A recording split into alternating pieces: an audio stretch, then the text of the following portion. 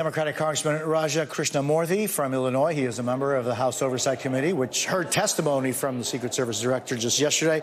Congressman, it's always a pleasure to see you. I thank you for your time. Your reaction first to this news that the director is stepping down. I think it was appropriate. I called on her to resign. I think yesterday she was very evasive. She wasn't able to answer even basic questions with regard to the assassination attempt on Donald Trump. And so, given that the Democratic National Convention is only weeks away, given that Kamala Harris is likely going to be the next Democratic nominee for the presidency, and she's going to attract her own bevy of threats, unfortunately, and what we've seen so far in terms of the current director not being able to answer basic questions, it's only appropriate that she leaves. Why do you think it was that she was unable to answer, as you say, even basic questions, including, for example, just a very general tick-tock of what happened? Why do you think that is? I think you'd have to ask her, but my sense of it was it almost felt like she didn't feel like she had to answer the questions. She didn't feel like she needed to do so. And I think that is exactly the wrong approach when it comes to congressional oversight. You want to be transparent. You got to be candid. And if you end up being defensive and it feels like you're obstructing the inquiry, then you're just going to frustrate lawmakers on all sides. You asked, among the questions that you asked the then director, you asked questions related to recorded footage clearly showing the gunman getting into position before the assassination attempt. What questions, Congressman, do you still have about what happened at that rally? I have a lot of questions.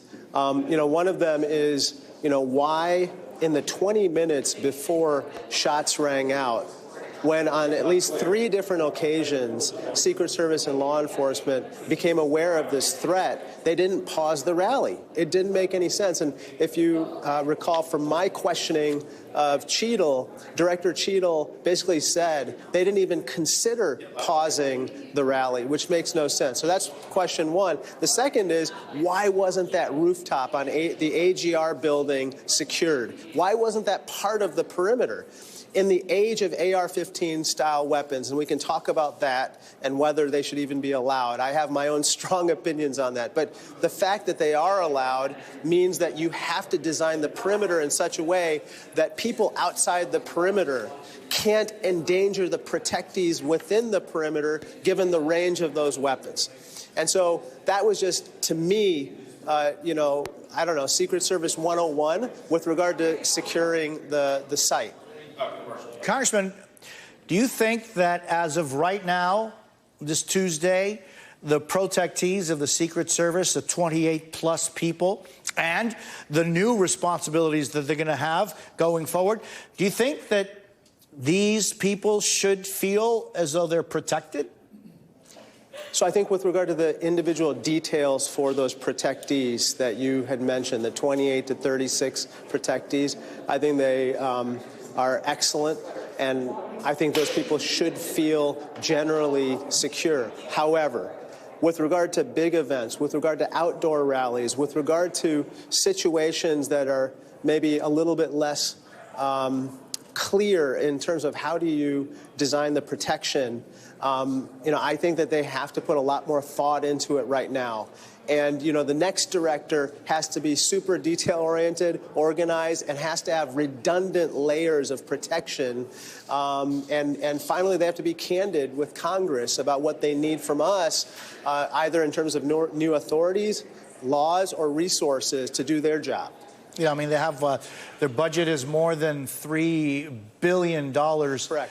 A year. Yesterday, 8,000 employees, Jose. I was just going to say that yesterday the then director was saying that in their ideal world they'd had 9,500 employees. What I don't know is how many of those 8,000 employees are in situ agents versus part of the bureaucracy.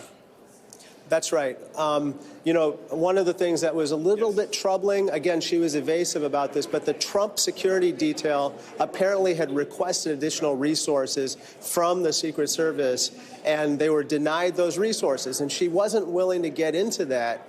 And so that's another area of inquiry. Do they need more personnel? They need more people from behind those desks, so to speak, getting out into the field to help the Trump folks or the Trump detail.